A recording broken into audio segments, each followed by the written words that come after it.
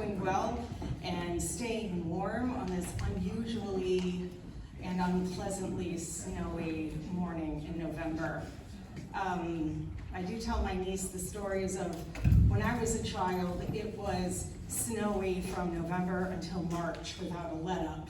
So when she complains, I say, "You got it easy. This is nothing compared to when we had to wait for the bus knee-deep in snow for a bus that never came." Anyway, so we're the hardy ones that are here. And I'll introduce myself since many of you may not know me. I'm Sharon Riddle. I'm the group leader and the founder of the Batavia-Aurora area Indivisible group. And we started in February and now have 800 members. And we don't really advertise, so sadly it's really a reflection of how unhappy and disenchanted we all are with the current situation. We're trying to come up with even more ideas on how we can push back, but we do have a protest next Saturday in Batavia that you're all welcome to join. There's cards by the donuts there. I figured that was the best place to put cards is by the donuts. So take that. We have a QR code for both signing up to join the group or not. You don't have to join. And a QR code for donations, of course. That's always helpful, and there's some whistles there as well. So I want to welcome you to this event. We are, as you know, co-hosting this with our colleagues at the ACLU, and which is not all three people to my left, but I will introduce them in a second.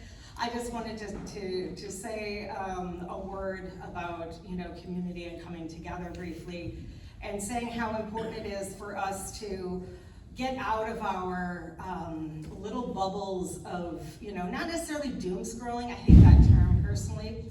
And yes, we're in a community center. So, so welcome to the nonprofit world. We're in a community center. There's going to be basketball and yoga and all sorts of things going on here. But, excuse me, but I think it's really important for us to come out, see each other face to face. We are actually recording this for people who can't be here.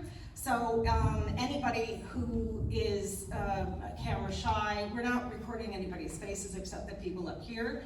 But we're going to have Q&A, so I encourage you to make this a lively discussion. We have some really brilliant minds here, and I just want to underline that take advantage, give them really hard questions, and if you don't want your response, broadcast or your question broadcast, just let me know, because that's my phone. I'm in charge of the video. So, but otherwise, we're going to record this so we can share it with everybody who couldn't be here today. So yes, I think without further ado, I just wanted to welcome you and welcome our guests, and now introduce, I don't know on the agenda which is first. Are we doing the conversation first? Okay. So we have with us today, we have Luis at the far end there. You can thank him for getting the room, getting all of this organized, getting everything organized. Thank you, Luis. And I don't remember your last name. Gomez. Luis Gomez from ACLU. He will be interviewing our two luminaries, legal luminaries. We have next to him is Qasim Rashid. And I don't know about you, but I watch him constantly on Substack, and I see him on my TikTok all the time. He is a very well-known social media commentator, has also been very politically active. I'll let you introduce other elements of your background as you wish, but I know that he has have funny children. I remember that. He was bragging about his children. So we have him with us, so we'll take advantage of that. And then we also have Kevin Fee, who is the legal director of ACLU Illinois. So we have one of the top people here for the ACLU that's come to talk to us today. And just for later, can I introduce you too, Hirsch? Sure. And then Hirsch Joshi is here as well, who is the staff attorney for ACLU, and he'll be talking to you later. So I think with that, I will hand the microphone over to Luis. And are you going to be in this frame here? Yeah, I'm just Okay. gonna make sure the cord doesn't tangle, since we'll be sharing a mic. But thank you everyone for coming here today, and thank you Sharon for the introduction. I am pleased to be joined here by Qasim and Kevin. So without further ado, gentlemen, both of you have done active work in defending people whose rights are threatened when government overreaches. Right now we're seeing the federal government testing the limits of its powers in new ways. So just off the bat, easy question, how would you describe the moment we're living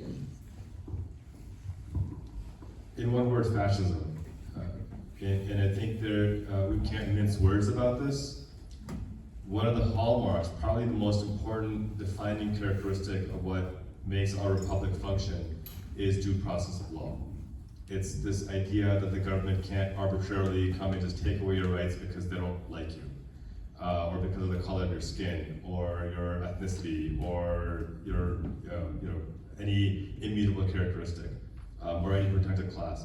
That's basically going out the window, and we've seen the data back this up. ProPublica reports that at least 170 U.S. citizens, predominantly Latino ethnicity, have been detained, tortured, beaten as U.S. citizens under the accusation that they were undocumented immigrants. Even if they were undocumented, that still wouldn't justify that behavior.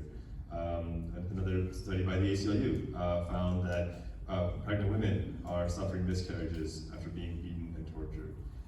There's another documentary out right now called The Alabama Solution about 1,300 inmates who have been killed in Alabama prisons over the last few years.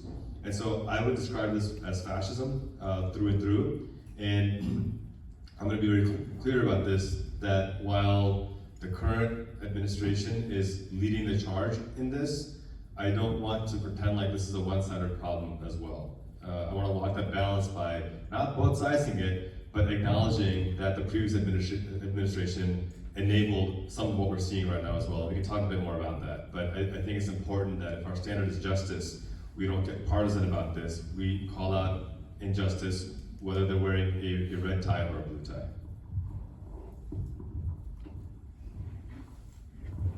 Yeah, I'm gonna echo much of that. I think that, and you mentioned nonpartisanship. ACLU is a nonpartisan organization through and through. We've been around for over 100 years through lots of administrations. But I also, being nonpartisan doesn't require you to be naive, and I do think that in this moment we're dealing with, in some ways, a fundamental change in the way that the federal government is dealing with the population, and I think that we have an administration that is basically dealing in bad faith, and I think that is consistently through and through, not just in individual instances, but at its core, it is a bad faith attempt to consolidate power through fraud and force. And I think that that's a dynamic that a lot of institutions and constituencies in our society have a really difficult time dealing with.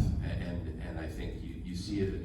I talk to a lot of different audiences, and different audiences sort of, I think, deal with this dynamic in different ways with differing sort of degrees of success. I mean, on the one hand, I think that there's a large population of folks out there who are,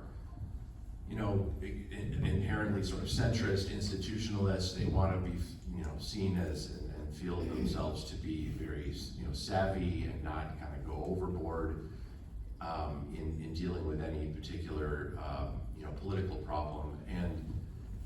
And that doesn't work when you're dealing with an administration that's fundamentally dealing in bad faith. And you see this a lot, I think, in the media with sort of both sidesing phenomenon that we always see.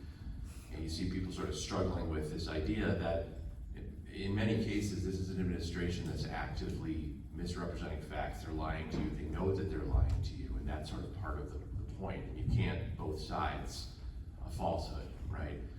But then on the other hand, I also talk to a lot of segments of the population, including many of our supporters, who really do get the moment that we're in. They understand the gravity of the threat that we face, and the problem on sort of that side of the balance is often a sense of despair, you know, that we are already living in a full-fledged autocracy, that there's nothing to be done, that laws don't matter, that courts don't matter, and that we should sort of throw up our hands. And that's, you know, that's dangerous and I think unhelpful as well. It's also, I happen to believe, wrong. I mean, I think it's factually wrong to say that our institutions are completely powerless, that there's no point in fighting, that there's no point in bringing lawsuits because this administration just ignores court orders. This administration does ignore court orders routinely, sometimes, but not always, right? And there are court orders that are doing work in dozens of courts throughout the country right now. There are people out there on the streets protesting who are bringing, you know, sunlight to important issues. And, you know, this is a fight that we're all in, and it's a fight that is worth fighting, right? And so I sort of urge folks to both not despair while also appreciating the sort of gravity of the moment that we're in. So one of the ways that we're seeing this administration expand its powers is silencing dissent. We're seeing the federal government and some emboldened states testing the limits of the First Amendment. Kevin, this question is for you, but could you talk about instances where you see this happening and what the ACLU is doing to push back? So this is the pushing of the envelope of the First Amendment and what it protects, and the free speech is something that certainly does predate this administration. To Qasim's point, this isn't the idea of government officials trampling on people's free speech rights is not unique to this administration. That's why I'm glad that you call out emboldened state and local governments in addition to federal government, because we can talk all day about the unique threats that the Trump administration and the federal government pose to free speech rights. But before Trump, there were plenty of instances where the ACLU was active and other advocates were active where state and local governments were trampling on people's free speech rights. You may remember the sort of the drag show panic of 2022. Remember when like the drag shows were suddenly front and center in everybody's minds, drag shows were getting canceled left and right, drag queen story hours were suddenly this very seemingly important central aspect of our life that was being challenged in local school boards and library boards throughout Illinois and throughout the country. We see oftentimes, at the hyper local level is where you really see for direct assaults on the First Amendment that have meaningful impact on people's lives. Events being canceled, books being banned, by library boards, by school boards, not by the federal government, but by locals. And it's not always out of pure malice or, people who are like true blue fascists that are doing this. Oftentimes, it comes as a result of kind of reaction to pushes from hyper, activated right-wing forces that show up at public meetings that demand that a particular book or set of books, usually with LGBTQ themes, but not always, be banned from the shelves. And then, local boards that are not used to dealing with this kind of pressure and this kind of smoke, they make reactive and ill-considered decisions out of a maybe well-intentioned effort to avoid controversy and tumult in their local community, but they don't realize that that's just as much a First Amendment violation as banning something because you don't agree with it personally. And so you'll have these local boards that will crack down on speech, and then it really comes down to folks like yourselves showing up at those same meetings, pushing back against censorship. That sort of tips the balance back. And sometimes organizations like the ACLU have to get involved and bring litigation, threaten litigation, but more often it's actually just people getting out in the public square, making their voices heard and pushing back against those kinds of local threats to free speech that really wins the day. So I'll put the sort of Trump-specific stuff aside for the moment and just encourage folks to stay focused on what's happening in your own local communities, because oftentimes that's where these First Amendment battles are really won. Qasim, you've written about the weaponization of disinformation and the silencing of voices in mainstream dialogue. Could you talk about how you see these tactics playing out today and any solutions? Yeah, I think there's a couple things to think about. One, just to kind of echo off of Kevin's point about the free speech aspect of it, because it ties really well into the disinformation aspect of it as well, is a lot of the restrictions that we're seeing on free speech are things that we don't necessarily think about. For example, anti-BDS laws, legislation that criminalizes criticism of the government of Israel. How many people know that these laws exist? A handful. And how many people know that 37 states, including our own Illinois, have anti-BDS laws? Where simply boycotting a state government is considered to be a crime. I get calls regularly from university professors who say, I teach business, or I teach, something unrelated to international law completely, but they want me to sign this if I want to go on tenure track. It seems kind of ridiculous, if we had a law that said, criticizing Saudi Arabia is suddenly illegal, we would all be up in arms about that, rightly so. And so here's an example of a piece of legislation that is pretty prominent nationwide, and I would say 80% of the folks in this room who are, I would argue, in the top 5% of being engaged on this stuff aren't aware of it. And so there is a lot, and again, it speaks to why organizations like the ACLU are so important, because they're the tip of the spear in fighting back. And that also kind of dovetails directly into a lot of what is then disinformation or designed to confuse. And I think one of the key points about the disinformation campaigns that we see out there is that they have two purposes. And I think the second purpose is actually even more sinister than the first purpose. The first purpose is pretty obvious. It's just to confuse you as to what actually is the case or what is not the case.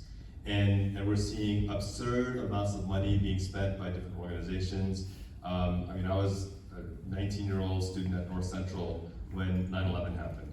And I remember the hundreds of millions of dollars being spent in the months and years afterwards just to demonize what Islam is and isn't.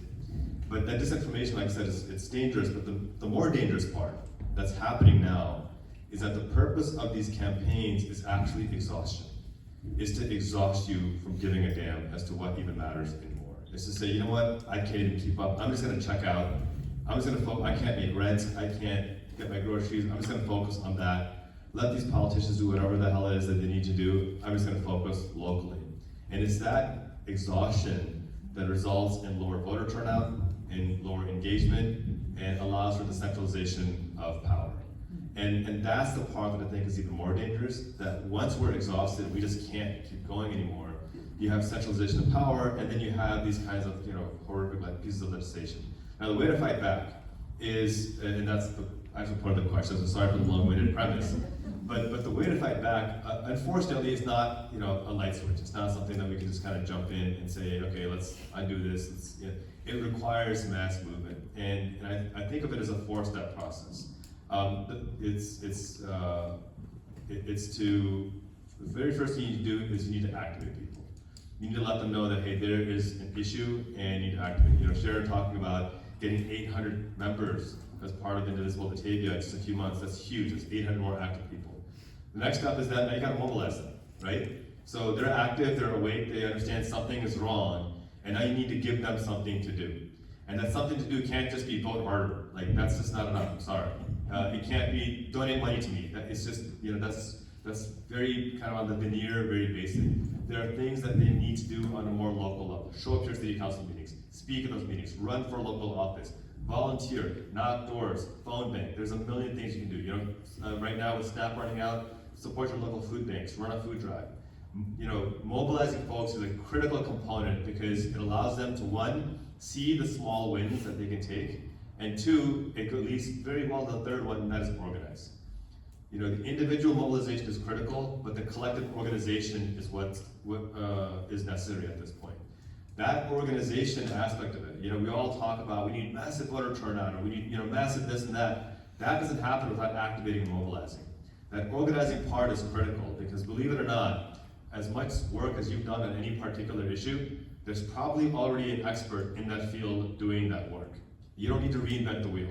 You don't need to build a new ACLU. You can support the work that's being done by the ACLU leaders over here, right? You don't need to start a whole new food bank. You already have several food banks, support those. And that's with the organization.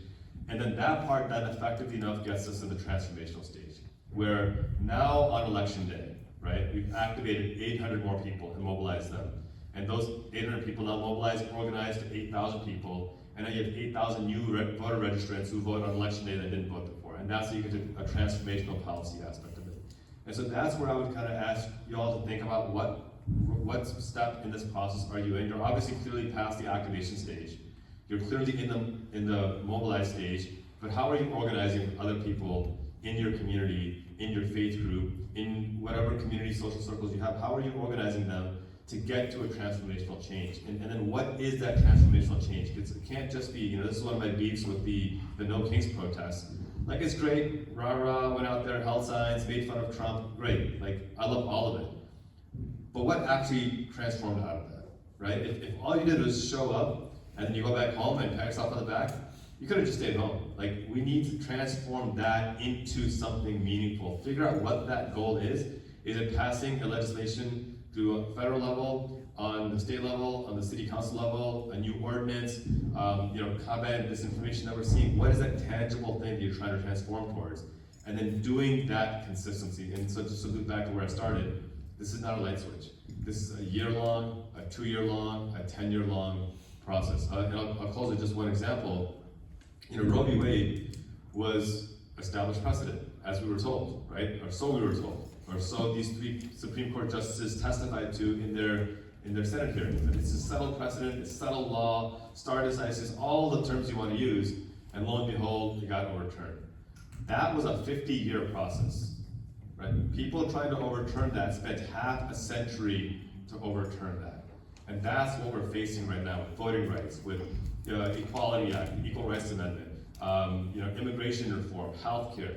We're facing a generational long struggle, which is terrible because this is stuff that we need now, but all that means is that we've got to get to work immediately. That is a perfect tee up for the community activator program that we have at the table over there. We at the ACLU are trying to activate and then mobilize folks, so if you are interested, please check that out. The next question is for both of you. So when we talk about government overreach, protest is often one of its first targets. What does it say about the state of our democracy that protests are under fire, and the rhetoric that came out after the No Kings rallies that protesters are anti-America? I've been at the Broadview ICE facility for several months now, and I've seen the escalations of violence, and I can attest, I was there again yesterday, every escalation of violence has come from either ICE or state police, every single time. I was there when they were firing pepper balls, displaying smoke bombs, shooting at journalists. I saw it all happen right in front of me. And I remember the day that Pam Bondi went on there and said that 200 violent rioters attacked the ICE facility and we had to defend ourselves. I'm like, I was right there. I had video footage, and I posted the video, like, these are the violent rioters. It's like a guy in a frog suit and a unicorn suit. This is what you're afraid of? Are you kidding me? This is the most lethal military in the world, afraid of a guy in a frog suit? Give me a break. And so that goes back to the disinformation aspect of it. But that's why it's so important that we are present and bearing witness to this. I was there yesterday, and there was a protest by women who dressed up in the hand, mid, and tail outfits. And they have these barriers 200 meters back from the ICE facility because that's how fragile these folks are that they have to stand to. And so I was trying to get a good shot. There's a lot of people who stand on the barrier just to get a shot, and police come running and say, hey, you can't stand there. And I said, well, I'm not crossing the barrier, I'm just trying to get a better shot. Are you ordering me to get down? He goes, no, but I just don't want you to get hurt. And someone said, look, we're grown people. We're okay, I promise you. This is not like kids jumping on a bed. We'll be fine. And the cop said, all right, fine, suit yourself. I get my shot, I get down. 30 seconds later, I turn around, and they're arresting somebody who's still trying to get a shot from the barrier. So literally just told me a minute ago that no, it's not an order, it's not a command, although I don't think it would be a justifiable one anyway, but even if it was, it said it's not a command, and then arbitrarily arresting people. And so that's kind of one of the other things that we're seeing, is that the rules just kind of change with the whim of what suits them in any particular circumstance. And to me, the best antidote to all of this is light. And that's why it's critical that as many of us show up to these things as possible. Simply being present goes a long way. Audre Lorde said that, you become brave by doing the things that require bravery. And I assure you, the first time you go, it is a bit scary because you don't know what to expect. But once you show up, you realize it's actually them more afraid of you than you are of them, and our strength in numbers is critical. So take the moment, find a way to show up, find a way to be present, find a way to record and document it, and be that sphere of influence for the people around you to see you as the example and follow your lead and grow that way.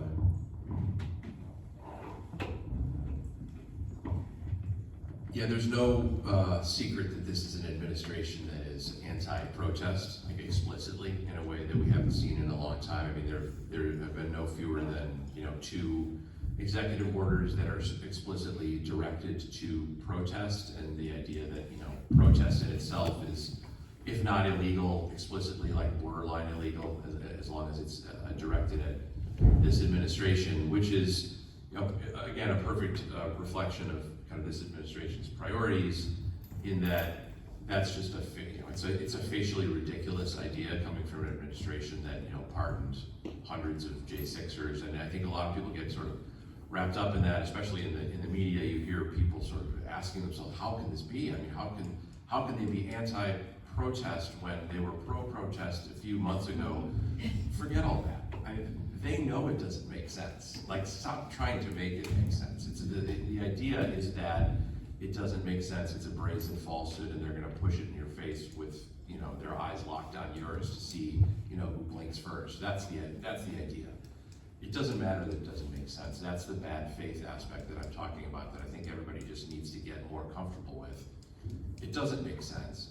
But it also, I think, reflects the power first aspect of this administration. I mean, this is all about consolidation of power, and I think you can look to their targets to figure out where the power centers are that they are trying to dismantle. And I mean, the fact that they are as worried about protest as they seem to be, I think is a reflection of just how important protest is. Public protest is really, really important, and it really scares these folks.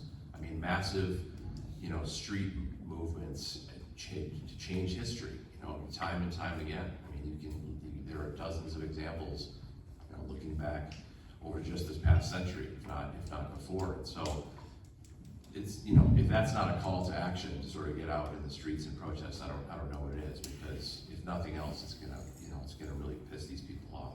That's reason enough to be out there. But I think it's part of it's just part of a coordinated effort to destroy centers of power that are contrary to this administration and to consolidate power, right? And that's what this is about. This is another, reflection of that, and I think we all have to fight in our own way against this, this systematic stifling of dissent. Kevin, I'm going to stick with you. So you are in a line of work where every day seems to bring a new crisis. How does the ACLU decide which fights to take on? How do you balance reactive work responding to this administration with proactive work of building protections and longer-term projects? Yeah, it is a tough balance, and it's honestly probably my least favorite part of my job as legal director of a place like the ACLU, where we focus on impact litigation, is that the thing that makes impact litigation so exciting, which is that it can have a big impact, obviously, is the flip side of that is that it means that we have to say no all the time to really good cases, and because we have limited resources, right? We're constrained, and we have to sort of focus on the areas where we think that we'll have the broadest impact. And so, in certain eras, that has meant a lot of very long-term sort of movement building, proactive work, and we certainly still have quite a bit of that. But I think premise of your question is, we're obviously in a moment right now where we're having to deal with a lot of reactive work and, responding to new crises that pop up every day on the fly. So right now we're in sort of an era where I think the reactive work is taking up a lot more of our headspace than the proactive work. I hope that is not always the case, but for example, the Broadview related litigation is an area that's taken up a ton of space and time for us. Lately, we just got a TRO this week relating to the inside of the Broadview facility that requires adequate food, water, space for sleeping for the folks inside of Broadview. And as of just Friday, we have been granted access to this facility that's been shrouded way too long, and the judge is coming with us, which is just awesome. And so that's an example of something we didn't. Broadview has been around actually for years. Folks don't realize because it used to just be a relatively short-term, small-size processing facility. We had no idea that it was going to turn into a de facto, gulag until just a few months ago. And so, some of it is just sort of following the outrage of the day. But what we do try to keep our eyes on the prize in terms of, more long-term movement-building type stuff, legislative work. Our policing work is an example of something that takes a really long time to build. We're still pursuing that as well, and it's all important. But in this moment, reacting to events on the ground, I think, is paramount. Kasim, I want to stay on this reactive versus proactive space right now. You often talk about the need for moral courage in times of crisis. So how do you see that balance of reactive and proactive interplaying with moral courage? Beautiful question. I think there's two ways to think about this. One is recognize that you can't do everything, but everyone can do something. And so think about what role you can play. I know folks who are of means but don't have time, so they will donate to organizations like the ACLU.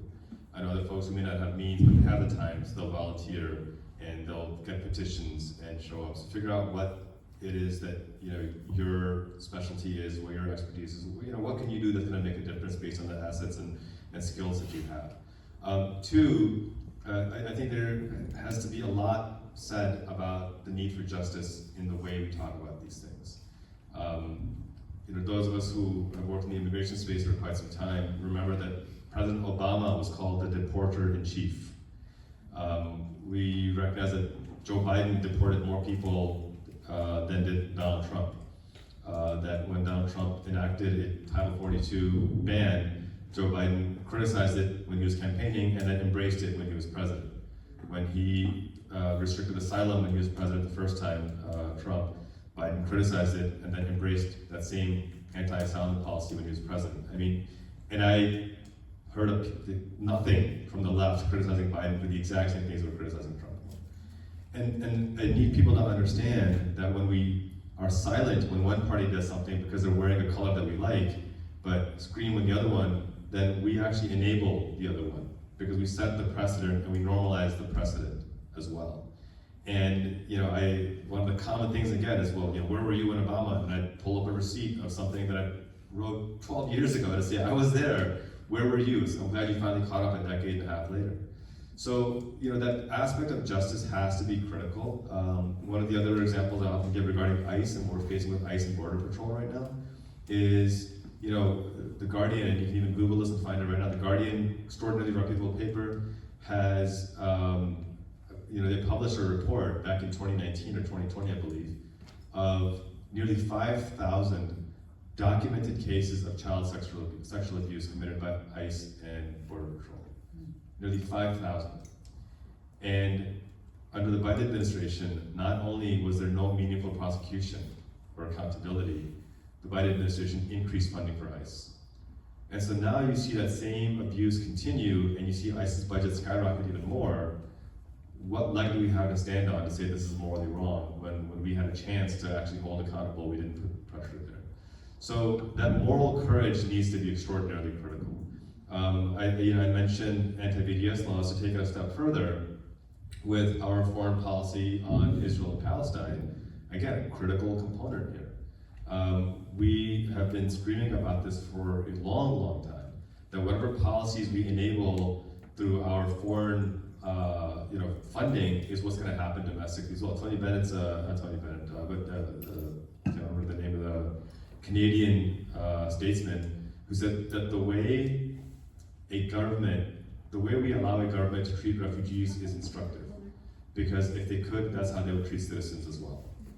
And what we're seeing, for example, with the US foreign policy with Israel and Palestine, is as acknowledged by the UN, by the ICC, by the ICJ, by Batavia-Aurora, the Israeli Human Rights Organization, by Israeli physicians and other Israeli Human Rights Organizations, that this is genocide, these are war crimes.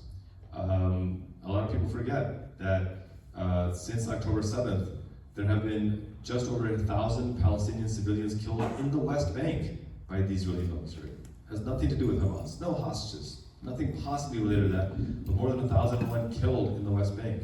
And I'm guessing most folks here have just now heard about it. And so when you look at those policies being enacted with the deprivation of human rights there, and the way human rights are being deprived here, there's a consistency. And for us to, that's why Dr. King said that injustice anywhere, the threat to justice everywhere. And so that moral courage requires that, yes, absolutely, stand strong against the injustice of this administration. And, not but, and recognize that unfortunately it's also grounded in policies of the past administration as well. And for us to really move past it, we need to hold both parties to a level of accountability by saying, well, you're not as bad as the fascism right now, so we're gonna let it go. We're gonna say, no, we're gonna nip this in the bud and prevent it from happening in the first place, so the next generation doesn't have to fight this battle as well. All right, I have one last question for both of you, and then we're going to open the floor up. And I encourage folks, please take advantage and ask as many questions as you'd like. So both of you spend a lot of your time confronting systems that are resistant to change. That's not to say this current administration is resistant to change. I feel like they're changing towards the progressive. But still, what is some advice you would give to activists confronting this resistance, and what gives you hope in this moment?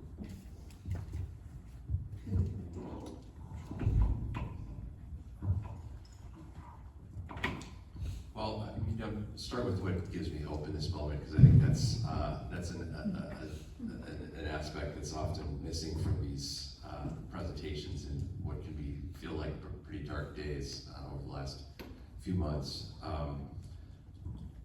A few things give me hope. I mean, one of them is the increasing groundswell of public opposition to the injustices that we're seeing around us. I mean, it's real, it's palpable. I hope you all feel it, and it really is growing by the day.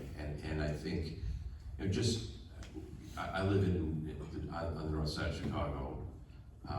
We had an instance that I'm sure you all heard of, where a group of ICE agents busted into a preschool last week and pulled a screaming daycare worker out in front of preschool-aged kids to throw her into the Broadview Detention Center.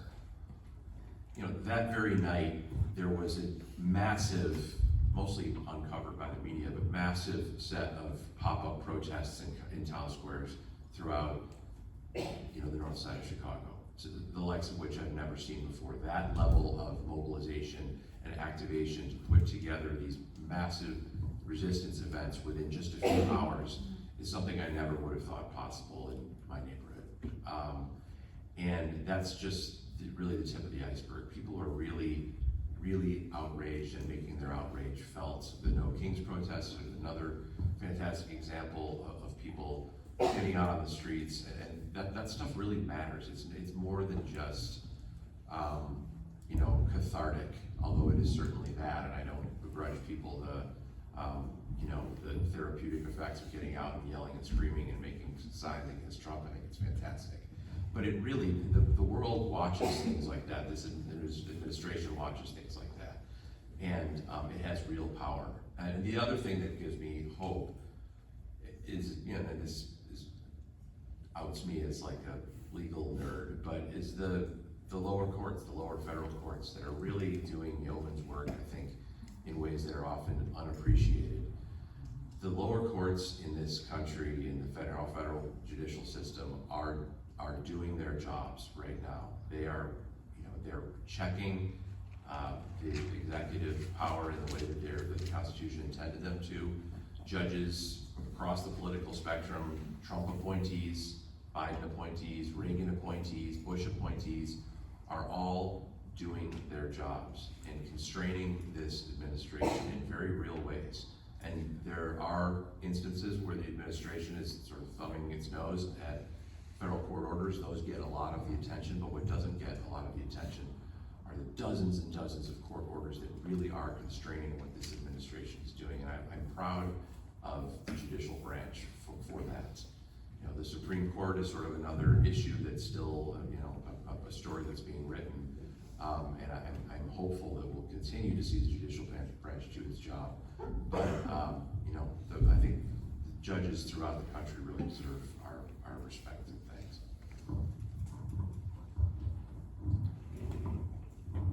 Thanks, Kevin. Very, very well said. I'll start with how do we push back against kind of the resistance to change. And, I think that's where I always look at this stuff very kind of methodically. And some of the stuff I've already said, but, figure out where can you be a follower and where can you be a leader. Understand that there's certain things that someone else just is probably better equipped than you are, and just get behind them and support them and let them lead. And then also understand that you're not going to boil the ocean. You can't solve every single problem. Voting rights is critically important. Immigration rights is critically important. Healthcare access is critically important. Nobody with the intelligent mind is going to argue one is more important than the other, because if you're suffering through any one of those things, that's your most important thing. But just figure out what is your particular issue that's going to get you out of bed every single morning. On the days when you're exhausted, on the days when you're tired, on the days you just want to give up, what is that one thing that's going to keep you going? And stay focused on that relentlessly, to kind of just be the expert in your circle of friends. And the reason why that's so important is because when people have those questions, they need to know where to go to. Every study shows that the number one reason we do anything in life, whether it's buy a car, where we move to, who we choose to spend our life with, it's because of somebody that we trust recommended and referred them. That's the number one reason. And that also applies to these basic civics issues, human rights issues that we all care about. So think about what is that thing that drives you, and you move the needle by just pounding away at that particular thing. What's the old analogy, right? That the Grand Canyon was made by the Colorado River over tens of millions of years, right? We don't have that much time, unfortunately, but it speaks to the need for persistence on that one issue. And then on the hope side of things, echo everything Kevin said. I also give a shout out to the state AGs who've done a phenomenal job. State attorneys general have done a phenomenal job of, at least on a state level, protecting our rights, protecting basic aspects of Governor Pritzker's done a great job here in Illinois. Although I have my criticisms of him, but I will give credit where due. I think he's done a great job in Illinois, and I think that's where part of our calculus has to be, to communicate to our state AGs, to our governors when they get something right. It's definitely wise to call them out when they do something wrong, but it's also just as important to say, hey, I'm really glad that we passed this piece of legislation, and we need more of it. I remember under the Biden administration, when they had the child tax credit, I was talking to a US Senator from the Democratic Party when they were having difficulty extending the child tax credit. And he goes, yeah, I don't think we're gonna fight to extend it. And I said, are you insane? Like, this is such a critical piece of legislation. It's lifting children out of poverty. It's gonna be devastating. He goes, yeah, I've only gotten like 10 or 12 calls in the last month about this thing to keep it going, and I've gotten hundreds to cancel it because it's socialism and I just think it's making us look bad. And I'm like, I don't know if I should scream or just cry or what, but really, you need people to tell you that child poverty is a bad thing, like you can't figure it out on your own, and apparently they can't. And so, unfortunately we lost the child tax credit anyway. Child poverty rose by 33%. And yes, we can hold the senator accountable for being insufferably ignorant and missing the obviousness. And I think we also need to be adamant in calling and saying, hey, listen, this is a really good thing. You need to keep pushing it forward. And then the final thing that gives me hope is the folks in this room. The fact that you guys are showing up on this Riri Sunday when you could be in your pajamas at home with a cup of coffee or a hot cocoa or wine or whatever your vice, and instead choosing to be here, it means a lot to us, and it gives me hope for what this country should be.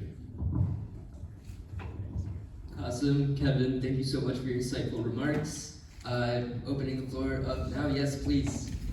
I have a bit of a short comment and then a question.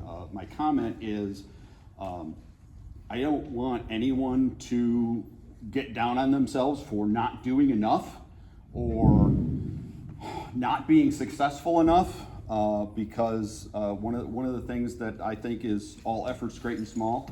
So, for example, I need to learn Spanish. That's a thing I need to do. And you know what? That's resistance, because I'm going to use that. Make a place in your house in case somebody needs to stay there for a night or two, or maybe longer. Let people know that you are a safe place to come to when they need protection. Look for opportunities to do even the smallest things. All efforts great and small. So don't feel, it's really easy to be disappointed and I don't know what to do and nothing works. It's going to take everybody doing a bunch of little things. So do those little things and your part. My question, however, to address the topic, First Amendment and your right to protest, we have the cards that say, here are your rights. Here are the things that you can do. I'm a Illinois CCL holder. I know that in Illinois and it's many other states, it is not legal to bring weapons to a protest or a demonstration. What counts as a weapon? Obviously a firearm does. What counts as a weapon? A stick. I have a pocket knife. Could I bring a gallon of gasoline? Could I wear body armor? What kinds of things am I not allowed to bring to a protest? And I ask this not because I want to get away with something, right? I ask this because we need to push the envelope. We need to go all the way up to the edge. That's what they're doing, not you on this side of the room.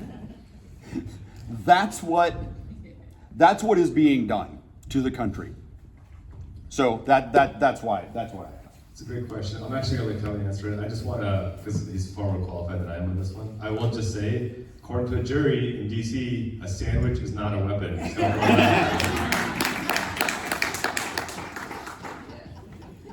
That's good. So much sandwich, first of all. So I just want to make clear one important distinction anytime you're talking about these First Amendment issues is between speech and conduct, right? And Sure. so when you're talking about objects that you can bring, and you do tend to sort of get more into the realm of conduct that's less likely to be protected than speech. The question of what precisely you are and are not allowed to bring to a protest is sort of location specific. First of all, I mean there were some specific restrictions placed, for example, during the DNC in the protest zones that were very hyper specific that said you could bring a sign, with a certain type of stick, like a wooden stick, but not a metal stick. I mean, there are specific restrictions in specific protest zones that you should try to be aware of, depending on where you elect to protest. There are also different restrictions in different ordinances of different cities that relate to protests. So I would urge you to take a look at those. But generally speaking, it's sort of that's more a kind of a law enforcement issue, I guess. Sure. Is my main answer. I would urge you to kind of look up the ordinance that controls protest in whatever city you're electing to protest in, and also just the general sort of criminal code to determine what you are and are not allowed to carry in public. Unfortunately, from like a constitutional perspective, there's no like clean answer to that. Right, Sorry, right. That's probably I guess but- presenting the question was plenty enough. Yeah. And to add on to that, well then, what also counts as being at a protest? Am I at the protest if I happen to be walking on the same sidewalk, but I'm not carrying a sign, I'm not shouting anything, I'm not participating, but am I in attendance in a public place where there happens to be a protest going on? There's a lot of edge case stuff there. There is, and So- those edge cases are all things that can be difficult to predict, and they are often hashed out, unfortunately, after the fact in a court of law in some sort of challenge or criminal proceeding to somebody who might have brought something to Sure. a protest that they weren't supposed to. And that starts to sort of define the lines a little bit more, but yeah, there are a lot of tough questions, no doubt. I have a question. I'm a former ACLU member. I've been quite disenfranchised with your organization, unfortunately.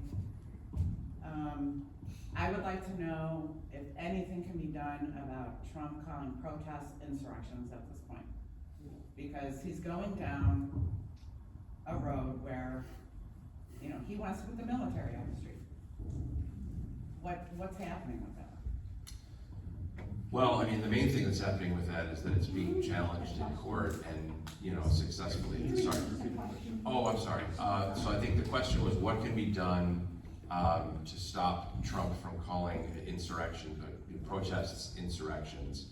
And, you know, there's a sort of a follow-up, you know, that there's an effort to put military on the streets and what's being done with that. And so, starting with the second one, you know, that's been challenged in court and so far successfully. So there is a stay on the deployment of the National Guard and the federalization of the National Guard into the streets of Chicago on the basis that there is a rebellion or a threat of a rebellion. So Would you go farther beyond National Guard? Because I know that there's a state in Portland and Chicago regarding that, but I mean, he's calling meetings for generals and whatnot, and I'm a little worried about where that is going.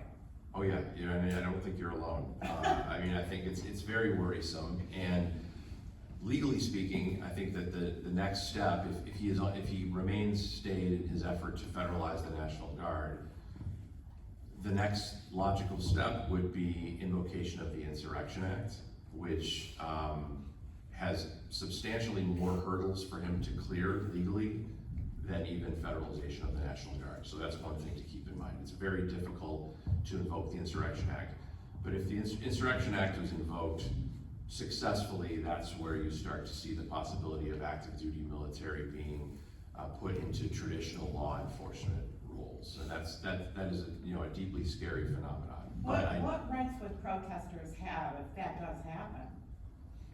The same constitutional rights. The question is, what rights would protesters have if that were to happen? Recognizing we're like many moves down the chessboard at this point, if that were to happen, protesters still have the same constitutional rights. It's just that you would have the military in a situation of performing law enforcement tasks. But that's something that has not been done for a substantial amount of time. It's certainly never been done on the very, very thin pretext that he would be invoking here.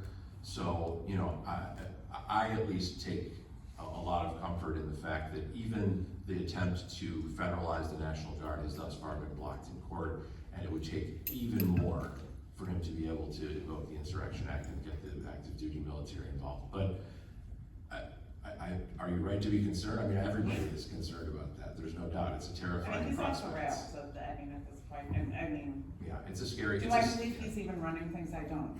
I think it's his, people around him, because I just don't trust that he even knows what he's doing anymore. Yeah. Thank you. Hi, thanks for being here. Good information today. I'm struggling currently with the former protests of boycotting. In past, decades, I'm almost 70, and I see it work, work with Jimmy Kimmel, okay, I didn't cancel my, whatever. But it's only effective to me if it's in numbers. So when I look at the list of the donors to the new ballroom, I did an inventory in my life, my very simple life. 80% of those donors, my phone, my TV, the cable, the Wi-Fi, the food, the car, the gas, the batteries, like whatever. And I'm really struggling, I'm interested in your thoughts on how effective boycotting is, and if there's some creative ways to do it. I mean, I'm happy to start, although I think this is a problem that's above my pay grade as a lawyer. I think this gets to fundamental, kind of going, I'm just taking off my ACLU hat for a moment. I think it goes to fundamental problems with the way that our economy is structured and the increasing, trend toward monopolization and oligarchy and the difficulty of boycotting when more and more and more of our economy is controlled by fewer and fewer and fewer people, right? And so I think you put your finger on a fundamental problem that needs to be solved probably politically before it's solved legally. But boycott is certainly a potentially powerful form of speech, of sort of speech/action that's been used for generations. And I think we all, can kind of take a look at our, the way that we vote with our dollars. I do it myself. I think a lot of folks do. And I encourage you to do that. But I think you've put your finger on a very big problem that we need to solve as a society. I'll also add, the purpose of a boycott needs to be understood. It's not to punish an individual company for doing something we don't like. It's to change the structure that allowed that company to do what we don't like, right? The Montgomery bus boycott lasted 435 days. Somebody fact check me on that, but it was over a year. And there were opportunities where the bus company said, okay, we'll negotiate and figure out a way so that, you don't feel discriminated against. And they said, no, we need to change the structure of segregation that allowed you to think that that was okay in the first place. And when you study that phenomenon, it wasn't just that one day Rosa Parks said, you know what, I don't feel like getting up today. And that ignited some firestorm, How many folks have heard of Claudette Colvin? Good. Irene Morgan? Fewer. But these are two black women who preceded Rosa Parks by years, even decades. And for various reasons, colorism, one had allegedly a child out of wedlock, which is the worst thing in the world apparently. They were the poster person for this, but Rosa Parks fit the bill for a number of reasons. And there was an organizing that led to that, and then the sustained effort after that, right? And that, you had Dr. King leading the Montgomery bus boycott. Dr. King, right? There's not very many Dr. Kings walking around. And so a lot of things need to happen effectively and in coordination, which eventually led to the Supreme Court then ruling, 435 days later and actually ending the system of segregation. And even that system ending, even though we had the court ruling, when you look at the level of segregation in our schools today, it's actually not much different than it was 60 years ago. So what actually ended up happening? So there's still a deeper, so I think that Kevin and I both will empathize with you on that it's a struggle, it's real, it's the state of the economy the way it is, but that goes back to why I was saying, pick your struggle, pick your one thing that you're championing, and lead on that, and then where others are championing, follow and support them. That to me is the most efficient way to be able to do this stuff. Thank you. My question is when you are at a protest and you feel that your rights are being violated even by law enforcement, and especially in the case of if you go to the Broadview ICE facility and you are being, what's the term I'm going to use? You just feel like you're being, your rights are being violated by ICE agents or even by police who maybe are standing by and not doing anything when there's clearly something wrong occurring. What are your rights at that point, or what steps should you take So for example, what if an ICE agent pepper sprays you without provocation? What should you do? Thank you, it's a great question. The question is, if you're at just to paraphrase here, if you're at a protest, for example, at the Broadview facility, and you feel that your rights are being violated, or you feel your rights have been violated, what's your best recourse? What are the best next steps? To the question about when, and one particular hypothetical example that you used was an ICE agent shooting a protester with a pepper ball. So I'm gonna put in I don't know if plug is the right word, but I want to call everybody's attention to the Chicago Headline Club lawsuit, which is a lawsuit that was brought by a coalition of legal organizations, including the ACLU, against the federal government relating to the use of pepper spray and other they call them less lethal munitions, because they are in fact lethal in certain instances, as well as the issuance of improper, unwarranted dispersal orders, when they tell everybody to just leave the protest for no real reason, and also requiring ICE agents to wear alphanumeric identification. There's currently a court order that was just transformed from a TRO into a preliminary injunction, which means it's now in place for the long term, that prohibits those things, okay? And there are, unfortunately, we are seeing violations of the court order in various places throughout the city, but we have a mechanism now to bring those violations to the court and to get relief. So if you were shot with a pepper ball at a protest, you should absolutely contact one of them at the ACLU, or use the form at First Defense Legal Aid to report that as a potential violation. We'll get in touch with you, we'll investigate it, we will bring it directly in front of the judge if it does violate the court order. So that's in the sort of particular instance of improper use of pepper spray. More generally, if you feel like your rights have been violated, unfortunately the law, as you all know, it's not a force field, right? I mean, it doesn't stop things in advance from happening, which is a source of constant frustration for all of us.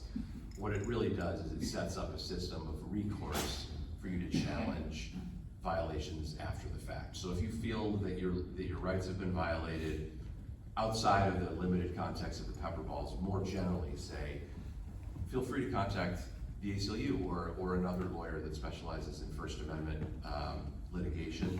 We'll investigate it, and if there was a violation, we can bring that through a lawsuit. We can negotiate with the government to get you relief outside of litigation. There are ways to enforce your rights after the fact, so get in touch with the lawyer.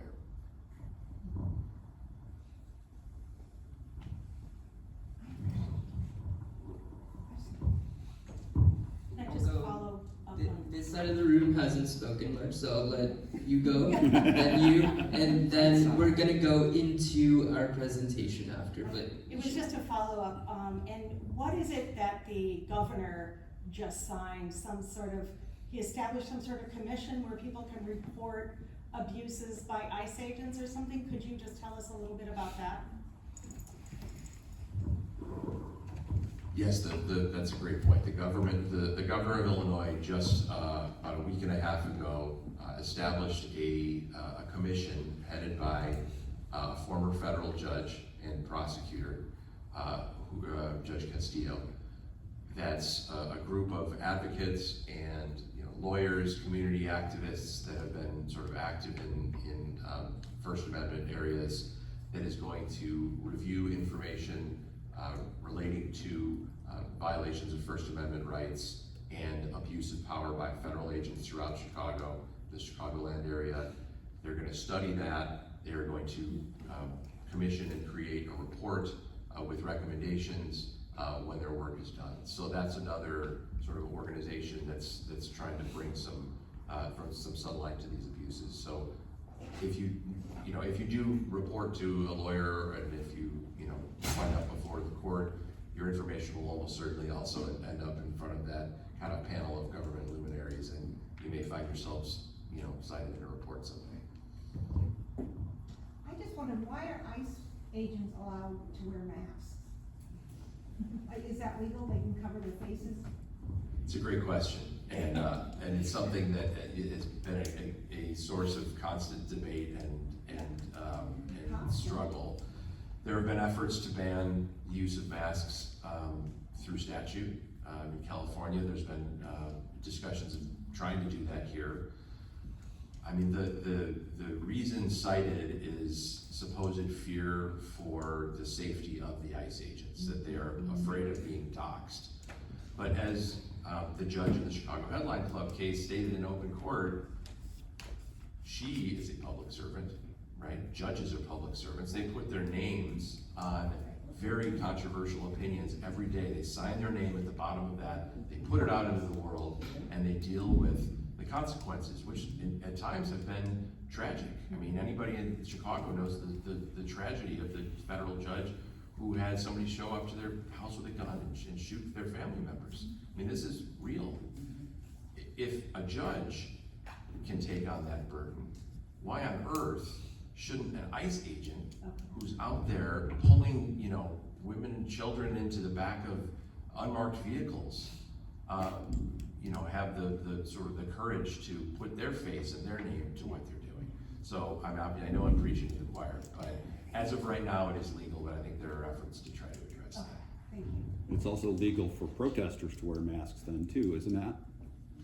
Yes, despite, ironically, many of the folks who are now standing behind ICE agents wearing masks, sponsoring legislation during the George Floyd riots to prohibit protesters from wearing masks. So again, don't try to make it make sense. Because you won't be able to do it. No final question. Yeah, can I pick your brains for just a second, please? I really like the momentum that we're having with people showing up for the No Kings rallies. You've given us a lot of information to go on, and I'm really appreciative of that. My one concern is this: as the winter months become, it gets harder for people to come out when it's cold, snowy, may not be as motivated possibly, or just physically can't do it. What other things besides boycotting and protesting and going to public meetings on a local level, of calling our legislators, what other things can we do to keep the momentum going and just be effective and really standing up to the atrocities that are happening? It's a great question, and I think this is where I talk about figure out what is your area of strength and expertise. I always point out, read this report that kind of blew my mind.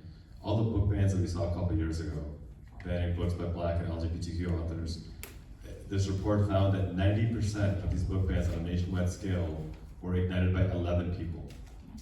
By 11 right-wingers, they coordinated 90% of these bans nationwide. So if you are ever in doubt of what you can do as just a couple of folks in here, don't be.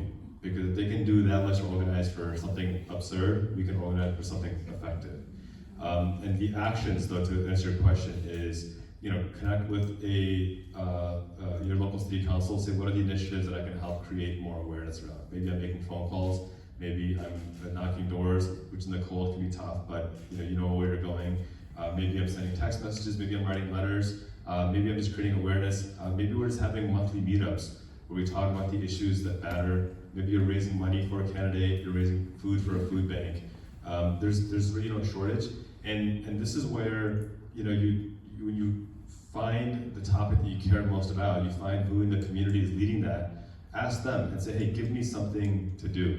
I actually did something for my Human Rights newsletter where it's got quite a following now. It's well over 100,000, it's getting several million reads a month. And I did a survey, actually hired a polling company. I'm like, survey my readers on what their complaints are about me. Like, what do they want to see more from me?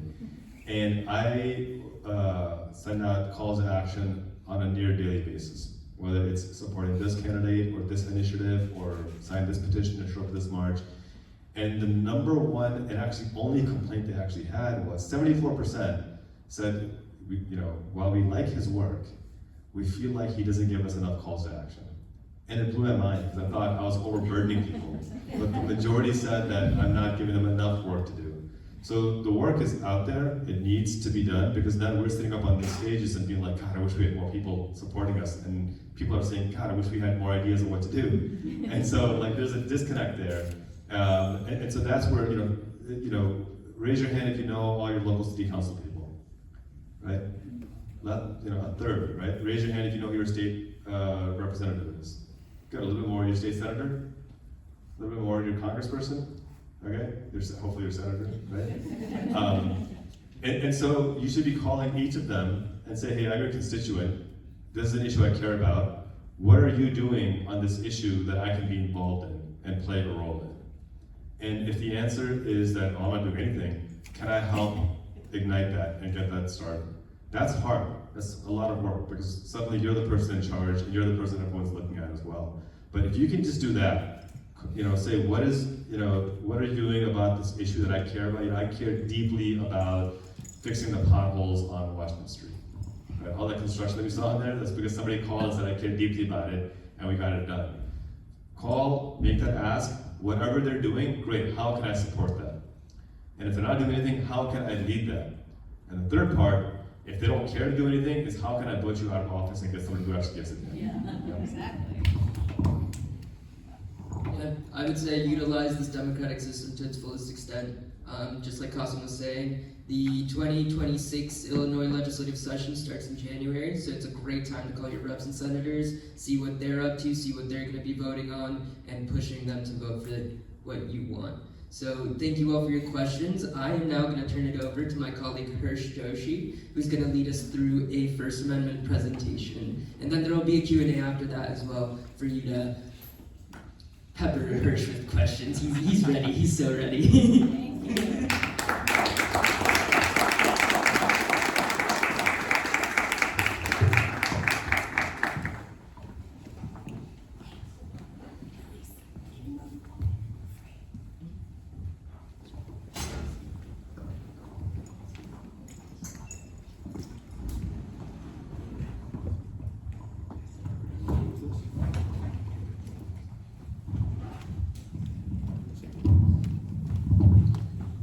Can we have another round of applause for Kevin?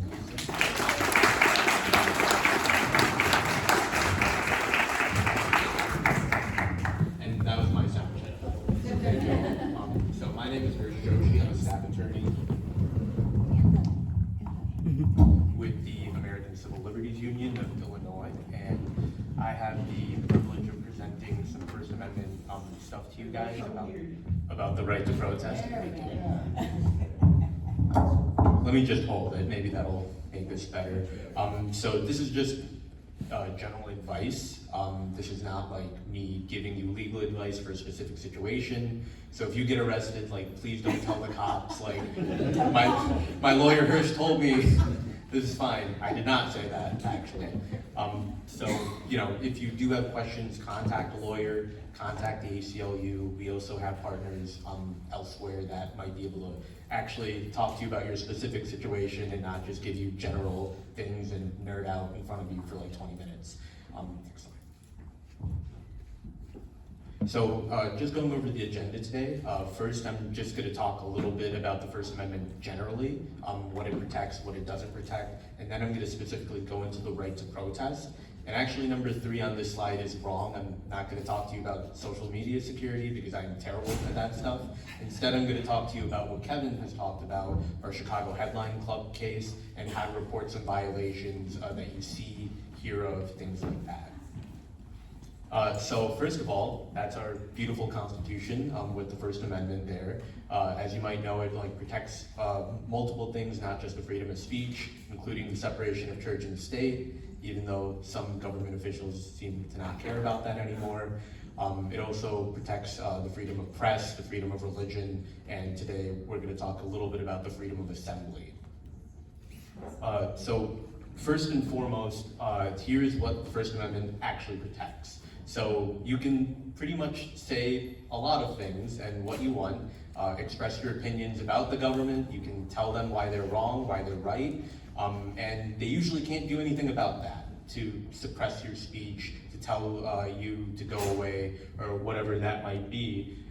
You can also do this anonymously, which is something that's often not thought about, but you do have the right to complain anonymously about the government so that they cannot retaliate against you. I also want to talk about that last point, which is seeming to come up again, as it used to be a bigger deal with the Pledge of Allegiance in schools, which is that the government cannot force you to be its own mouthpiece. So the government cannot come up to you and say, hey, you know, spread our propaganda for us. The only time that they can really do that is if you're an employee of the government and it's during your actual job duties that they're saying, hey, spread our propaganda for us, in which case, if you disagree with that, your recourse is to quit your job there. Next slide. Here are some things that are not protected by the First Amendment. So you'll see the number one thing on there is threats. And that's something that is pretty fairly obvious. I think you should not threaten people. It's not protected by the First Amendment. But really specifically, what is a threat? It's usually directed at someone to make sure that they don't speak up or do something that you don't like. So really, you know, if you're talking generally about, oh, I really don't like this person, I would just hurt them, but you're not saying it to them, usually that's fine, but it's directing those words towards someone in order to change their activity, their conduct, that makes this a threat. Two things that are happening in Illinois right now are 2 people are being prosecuted by the federal government for threatening the president over social media. They did not direct their threats to the president. I'm not sure how you would even really do that on social media, but they are being prosecuted nevertheless for something that was really written, a statute that was really written a long time ago, predating Twitter, the good times, from what I understand. There's also this little carve out to the First Amendment called incitements. And if you're wondering what an incitement is, there's this date in history, January 6, 2021. There's a video from the President of the United States telling people to enter a federal building. And when you think about what he did in that moment, when you think about why it's illegal, ought to be illegal, whatever that might be, he advocated for them to take a lawless action imminently. And that last part, imminently, is usually where a lot of people go free. And in this context, you know, you get what you ask for. So if you want imminent to be, you know, they're doing it 24 hours later, be careful. One thing that red states are doing right now is that they're actually criminalizing certain people telling pregnant people to get an abortion in a blue state by saying, okay, well, you advocated for them to take an unlawful action in that state, they consider that murder, and you did it imminently. You told them to go across state lines. So be careful with what you think about as imminence or whatever that might be, because it might actually end up hurting some people that you like in states that you don't live in. Defamation is, of course, not exactly what everyone thinks, in the sense of just, oh, you know, you really hurt my feelings. It really has to be a publication. It really has to be something that you know is wrong, know is false, and that you almost intentionally publish with that outcome in mind to really injure their reputation. Obscenity is a little bit hard to define, in the sense that we don't really know what it means. I don't know what it means to have like a community standard for something that just appeals to this interest. But usually the best example is nudity, and really nudity in public would probably be the best example of something that's just so obscene that of course we have to do something about it, and you can't just hide behind the First Amendment, as some people might say. And right, that reaction is right.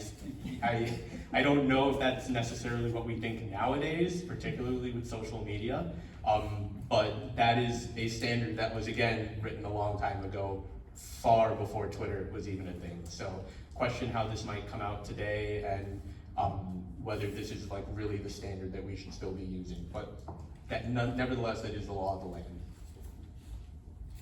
Something else that's also not protected by the First Amendment is civil disobedience, and this will of course get into protesting.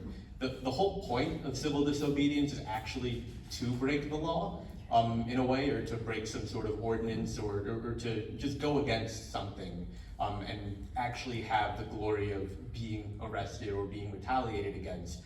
It would be a very different scenario if a lot of the heroes of the Jim Crow era and the segregationist era who were protesting bad laws or unjust laws weren't actually arrested. We wouldn't know their names today. We would pretty much just think about them as people who did something, who just sat at a restaurant, who just got on a bus. But because they actually broke laws, they are heroes to us, and unfortunately they couldn't use the First Amendment as a defense to their unlawful conduct. So if you are engaging in something like civil disobedience, just know that you can't say, oh, well, it's the First Amendment, so it's fine. That's not the case. But I'm not telling you not to do that or to do that. Again, this is not advice. I'm just letting you know that civil disobedience is not protected by the First Amendment. So now we're going to get into the right to protest, which, as I said, is really protected both by the freedom of speech and the freedom of assembly. If you are covering a protest, of course, in some sort of way to report on it, that would be the freedom of the press.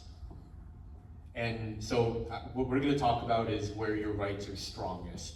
And this is usually called a traditional public forum. So this is where, these are like sidewalks, parks, public places where we can expect someone to be doing something of this nature. There are other types of forums, or even what's called a non-forum, which is usually when the government is speaking itself. It obviously doesn't have to require someone else to provide a counterpoint to that. So it would be a little bit odd if during the 2020 pandemic, we had the Surgeon General saying, put on masks, go get vaccinated. Okay, now RFK Jr., please come up here and give your counterpoint. That would be a little bit weird because the government is giving its own message. And then there are limited public forums, which could be like a courthouse or a court venue, essentially. I'll take a question, sure. Yeah, so first question is gonna be, would you take a question during a particular slide? Sure. Can you talk about traditional public forums and then streets is the first item, how that would relate to, let's say, people blocking a highway?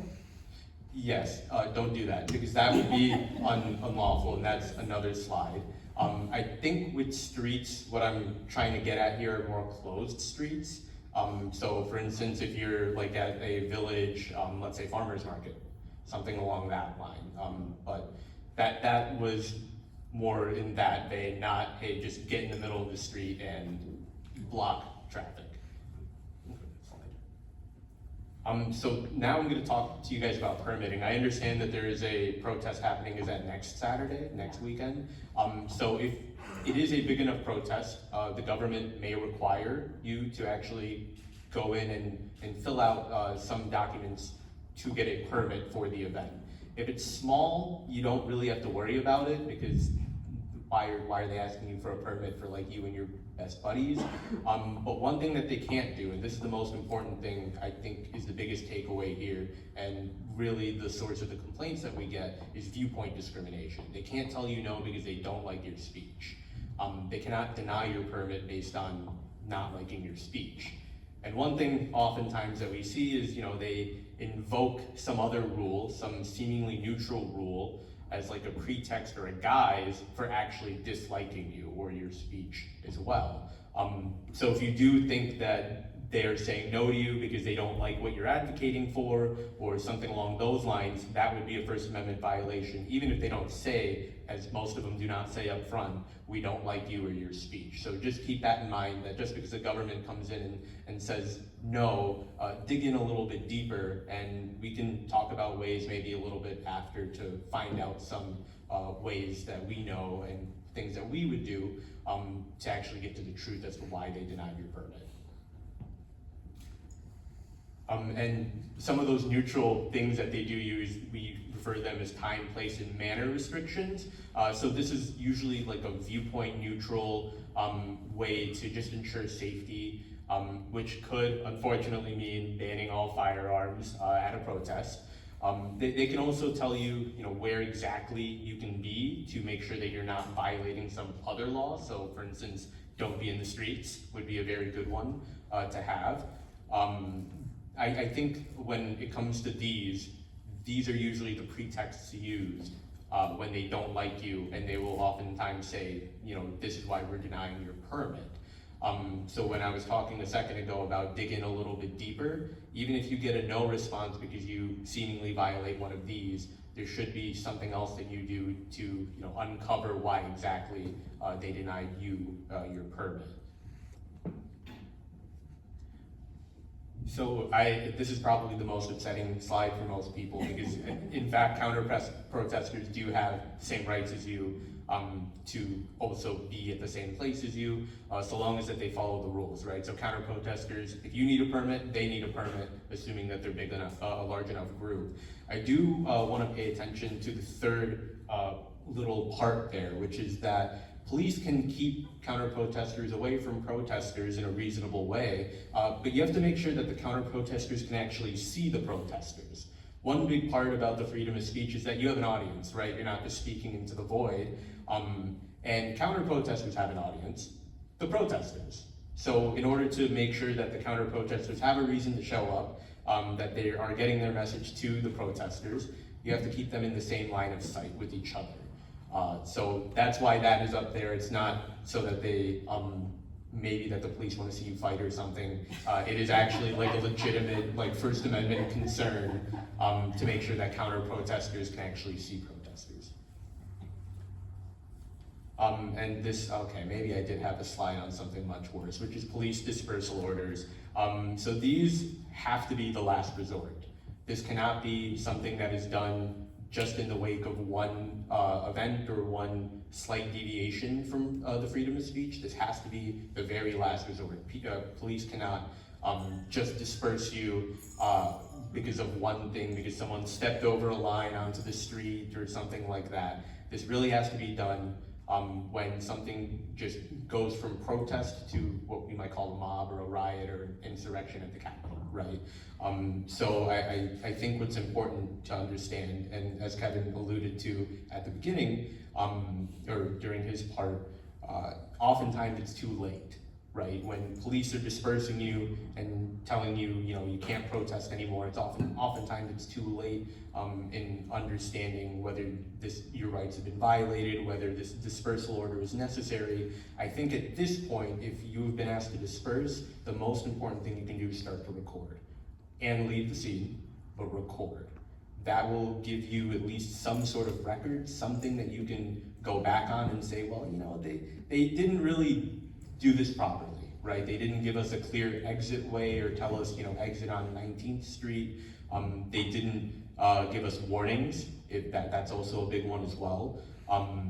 And they didn't do things properly. So if you want to bring an after the fact complaint, either through the police department itself or a lawsuit, I think the first thing, that's the most important thing you can do is really record in these scenarios. Brings me to recording the police. So you have the right to record the police. It's not quite as explicit, of course, in the First Amendment, but this is usually thought of as you gathering facts and you shedding light and having transparency on government actors. So you do have this right. I will say that one security measure to take, if you do plan on being at a protest where you think, I know that I'll record if something goes down, if you have face recognition on your phone, like I do, where you can just put your face up to your phone and it unlocks, get rid of that, at least for that time. The reason being is if you're arrested, the first thing police will do is seize your phone, and if they see that it's asking for the face recognition, they'll put it right up to your face, and they'll unlock your phone, they'll get everything through it. So I did say earlier that I cut some security measures. That's the one thing that it's really important to do. So if you do plan on recording, if you know you're going to be at a protest, I would just urge you to get rid of face recognition for that time and just put in a 6-digit passcode that's actually a good 6-digit passcode and not just 111111. So I would encourage you to do that. If police, and that's also in the case if police confiscate your phone, they can't go through it later and try to delete something that you have recorded. And if police are asking you to delete something, do not delete it. Now we're gonna kind of go back into that scenario of what happens if the police confront you. Stay calm. If they are just confronting you, they haven't arrested you, stay calm. Ask them why they're confronting you. Ask them what you did, why they're interacting with you. And I think what's important here is to be quiet as well. Again, you haven't been arrested yet. I don't think that there's any reason to give them a reason to arrest you. So in this scenario, I think the biggest thing that I can tell you is stay calm. You can ask them why they are asking you or pulling you aside, but then just stay silent. You can ask them, are you free to go? And if they answer yes, walk away. You don't have to run. Just walk away calmly, and you're also free to record the interaction with police, to be very clear, and they cannot arrest you just for recording them. We can skip this. Yes. So if you are arrested, so this is in the case of you're in handcuffs, you're in the back of a police car, as soon as you are able to, try to write down their names, badge numbers, other identifying marks as quickly as you can. I think another important thing here is to not talk to other people who might be in your cell or other cops about what is happening. That is one that some people forget sometimes because police can hear that and use that against you as well. One other thing is to also try to figure out who exactly saw what, right? In your scenario, who saw you getting arrested, who saw what led to you being arrested, and try to get those names as quickly as you can, because they might be witnesses for you, or they could be witnesses against you, and you want to know that too. Now I get to talk to you about public colleges as opposed to private colleges. So if if your high school student wasn't smart enough and they only went to Northwestern or U Chicago, this doesn't apply to them. If they were bright enough and they went to the University of Illinois at Urbana-Champaign, then this is for you. So as I did say, the college atmosphere is kind of an odd place because there are certain parts that the freedom of speech is welcome. It's something that is not just tolerated but accepted as part of the curriculum even, and that's just so that people can really debate through good and bad ideas. But they can still, there are other parts of university, college campuses that are more limited because they're supposed to be places where you aren't having that kind of debate. So I'm going to talk to you a little bit more about college events. So if you've been on like a public college campus, you've probably seen like certain groups, like one that comes to mind for me is Students for Life, which always have like these really big sort of events where they have just the worst things that you can imagine written, directed at what they think are pro-choice students. Everyone requires a permit for events like that, where it's on like the quad or like some sort of grassy area, actually like on the university. You do require a permit, you do have to like say what exactly you're doing, but again, you can't be denied that permit based on your viewpoint. At private colleges, you can. And we'll talk a little bit about that nuance as well, but at private colleges, they can freely discriminate against your viewpoint as much as the government is speaking for itself. So when it comes to college campuses, just understand that it's not like not everything is an open forum and not everything is a limited forum. It really depends on what you're trying to do, whether you're in the classroom, whether you're on the quad, things like that. And going to private universities, so the First Amendment does not apply to them. They don't owe you that right. Sometimes they will have like a viewpoint neutrality statement, which basically says we won't discriminate against anyone. A lot of times those aren't enforceable, so you can't sue them because they've engaged in viewpoint discrimination.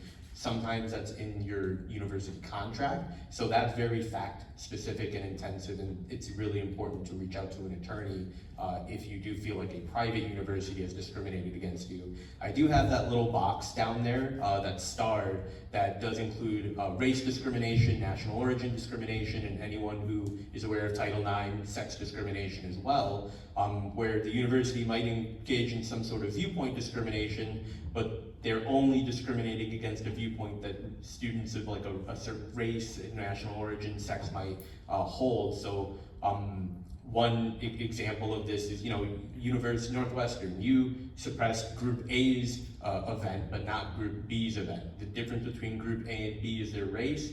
Northwestern, you've engaged in race discrimination. I'm not accusing Northwestern of that. I don't know of any time that they've done that. I'm just using this as an example of sometimes people like to use race discrimination claims, national origin discrimination claims, sex discrimination claims as a way to get relief from what is actually viewpoint discrimination. So just keep that in mind, that even if you're at a private university, talk to an attorney. You never know what is actually going on, what could happen, and what they could tell you. So these are just some tips from some ACLU organizers. I think the one on here that I would add is, of course, about your face recognition on your phone, sort of for a modern era. I think a lot of these are actually on the table over there, so I'm not gonna go through this list as much. But I will talk to you about Chicago Headline Club versus Christy Nell. Before you move on, could you comment on about bringing cell phones to protests and the possibility that there's sniffers out there trying to intercept our data off our phones? Yeah, I had a friend ask me this about the No Kings rally too, and I told him to take his phone so that I could text him, and so that he could text me. Now that's a specific scenario for my friend, but I think it's okay to take your phones to some protests, but I know that with the ACLU, it's usually turn it off or put it in airplane mode, just to prohibit or prevent that exact scenario that you're talking about, where some bad actor in like decoy is going around trying to hack people's phones. I think that and really the government doing that, I think, is more my concern, less so than like a private person trying to hack your phone. I think what I'm more concerned about is the government, coming in and trying to see your data, see where you are, and identify you politically. Because phones are still sending out signals and receiving signals, even in airplane mode. You need a Faraday bag. I'm sorry? A Faraday bag? No, I know that, but I'm just making other people aware that just Yeah. because their phones are turned off, they're still receiving and sending signals. Right, and why there was some advice to not take your phone with you. I don't think that I could ever go without my phone in that way. Or get a burner phone, bring a burner phone. Or bring a burner phone. Because in Aurora, at the No Kings too, I was sitting watching the crowd across the street for a while, and there was a vehicle that drove by us that looked like it was like camouflage color, and it looked like a former, like a Brinks truck. And on the side in very small print, it says this area under surveillance. And I haven't been able to find out who that was, or if it was Aurora Police Department. I've been told that it wasn't Aurora Police Department, which made me very suspicious and very nervous too, for all the people who had their phones, taking pictures and clipping and all of that stuff. I have no idea who they were. It was a protest of 1,000 people or so in Aurora that day. Were they sniffing for data? I think my advice for you would be do what is most comfortable for you and what actually relax you. Right. I personally am not as worried about if I'm in a larger group like the No Kings, and I'm just contextualizing this for the No Kings protest. I'm not as worried about someone trying to get my data and my data specifically. I think that if it helps you feel more relaxed to turn it off, or put it in like a bag that's secure that doesn't send signals out, then do that, right? You're supposed to enjoy yourself at these protests and not be worried about whether, you're not supposed to be worried about the government at all, frankly, but you're certainly not supposed to be worried about them doing something with your phone or trying to identify you as this party, this cause. So if that makes you more comfortable, I think the bag sounds like a really good idea, then do that. Okay, now I'm going to talk about the Chicago Headline Club case. So this was filed with the ACLU of Illinois and a whole coalition of partners against quite a few federal agents and unidentified federal agents, but then also the Secretary of Homeland Security, as well as Donald Trump and some other actors, including Greg Bavino. So one thing that I want to just talk about here is what exactly the preliminary injunction that Kevin mentioned does. So it's really about what we would call riot control weapons. So this is tear gas, pepper spray. This is a group of clergy, protesters, and press members who brought this lawsuit to stop these riot control weapons from being used against them while they're at the Broadview ICE facility, but specifically just throughout all of Northern Illinois. And you know, we won this preliminary injunction on Thursday with basically these terms, that you can't use riot control against people who are protesting, the press, or clergy. And I want to make clear that this also includes people who are recording as well, and you also cannot threaten to use this if you're an ICE agent. You cannot threaten to use a, let's say, pepper spray on someone who is recording you. So this is exactly what the preliminary injunction does. They also do have to have a body-worn camera on them, like police officers do, and they have to have an alphanumeric code on them, as police officers also do. I have seen some pictures of this like alphanumeric code, and it's like pretty pathetic. But it's like there's only like 200 officers apparently, and it's like D, or it's like a letter and then 2 numbers after it. So be on the lookout for that. It's supposed to be very apparent on them. They can't hide it or put it on like the back of a helmet or something. So the reason I'm telling you all of these is for the next slide, which is that you can actually report these violations to us, as Kevin mentioned earlier. And I'll give you a QR code in a sec, but the link for this is tinyurl/Chicago TRO. And what this does is essentially you can fill this out anonymously if you'd like. If you see one of these violations, if you personally witness one of these violations, we'd like to hear from you. Because we are talking about protesters today, we want to hear if ICE, DHS, Customs and Border Patrol are actually going against this preliminary injunction, this TRO. Didn't they violate it yesterday? Yes. If I'm being frank with you, they're probably violating it right now. I know. It makes no sense. No, it does not. But we do want to hear from you, and I think one of the things that hopefully will change is there will be, as we get to more and more violations, as more and more people are traumatized and affected, this will put quite a bit of pressure on ICE, DHS, CBP to change their ways. Maybe I'm too hopeful, maybe I'm too optimistic, but I think the point of this is that if you do see something, if you personally witness it, let us know. That will take you to a form that is both in English and Spanish. It'll ask you some questions. You could fill it out anonymously. You don't have to give us your contact information, but if you're willing to, you may get a call from me. There's a few other attorneys there as well, so you might get a call from others. So if you're like trying to get my number, that's not like the best way to do it.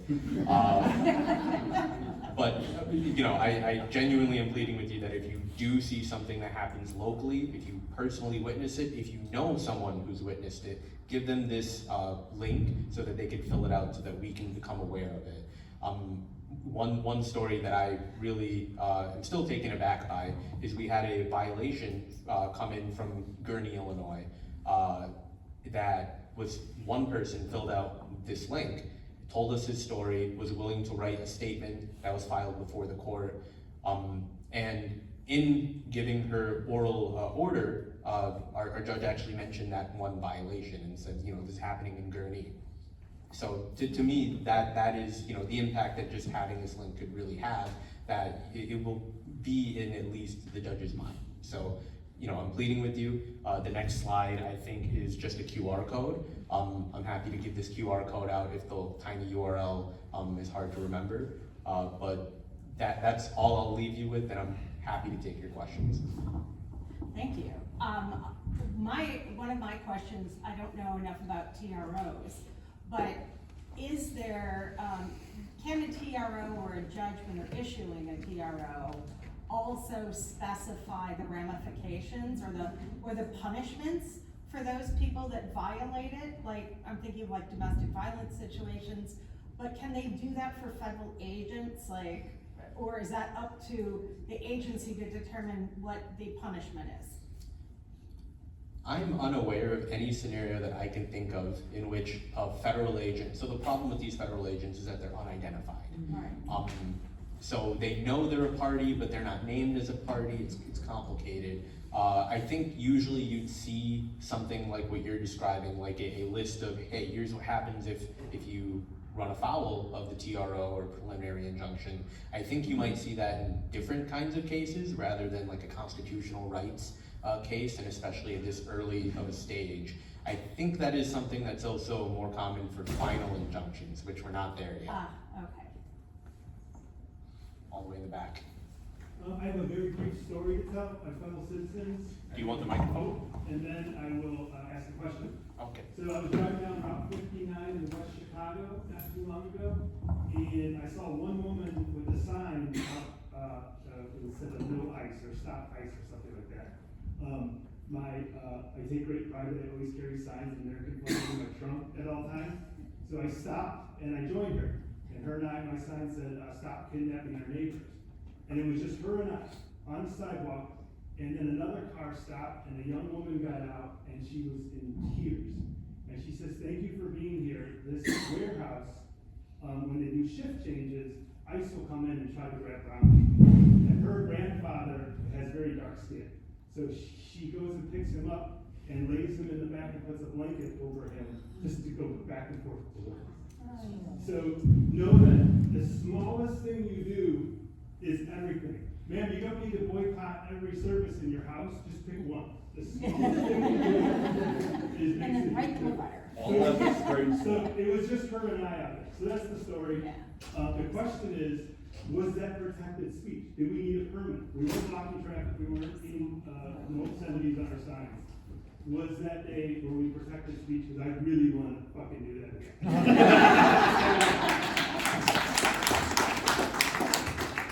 Thank you for your story, thank you for your bravery, and thank you for your question. No, you don't need a permit for that.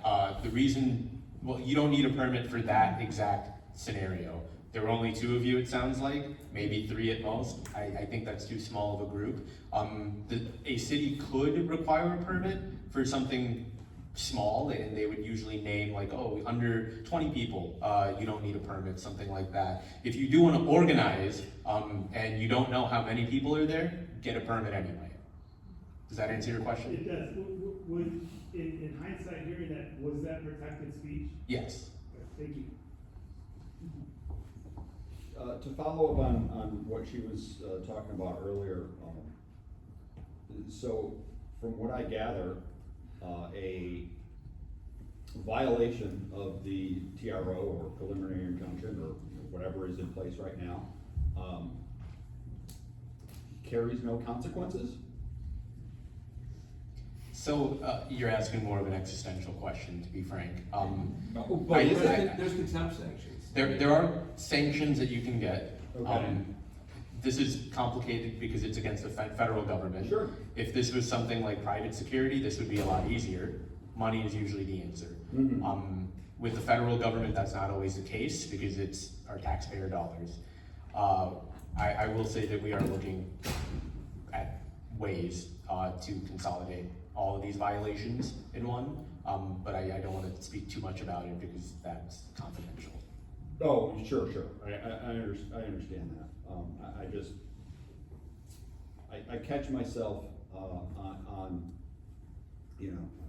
people talk about the justice system and the justice system is still working, except it kind of isn't, because they can do whatever they want and drag it through the court, and until it gets to the Supreme Court, who's been rubber stamping stuff for them, and there's never any consequences. So, is there a law where there's no consequence for breaking it? Well, I will say this, on the CHC thing specifically. Before the TRO was entered, there were ICE agents stationed on the top of Broadview shooting people in the face with pepper balls with impunity minute by minute during every protest. That has not happened once since the TRO. So there are impacts. You know, Okay, the fact but there's no the fact that there are individual instances of violations is obviously very disturbing, but the reason that the order is there is to bring those to the judge's attention so she can decide what to do to those people, right? And so, one of the things that hasn't been deployed yet that's a possibility is a contempt sanction, which can, you know, wind somebody up in jail. If a federal agent, you know, violates a federal court's order, they can be jailed, they can be fined. But That isn't- hasn't happened yet, but, you know, the fact that there's. How long does it take for that to happen? It depends, it's up to the judge, right? Yeah, So. exactly. There are individual violations, but there is now a way to get those directly in front of a federal judge. So that's the progress that. And I'll just add the comment that if we're talking about federal courts, we've seen the pardons come down. So I know, you know, but everyone up here has been speaking, you know, very, very positively about, you know, the work of the justice system, and my faith in the justice system is absolutely shattered because they're sidestepping it. They're completely sidestepping it. You know, I can't be too mad at you. And I know you're not gonna have any answers for that, and I know this is kind of, like you said, existential, but, yeah, that's where my mind is. I mean, if you watch Greg Bobino's deposition, he was just lying all over the place. He's I mean, absolutely the story came out yesterday that he admitted to lying. He lied to a judge. What's happening? Oh, I know, I was And there. he said, yeah, I lied to the judge. Where's the perjury charges? Where? It was crazy watching that deposition. I encourage everybody to watch it because it's And like you're again, living in another even if there country. was like, okay, we're gonna charge you with perjury. Okay, that's gonna drag through the courts for at least a couple years. And in the meantime, you just keep doing the same thing.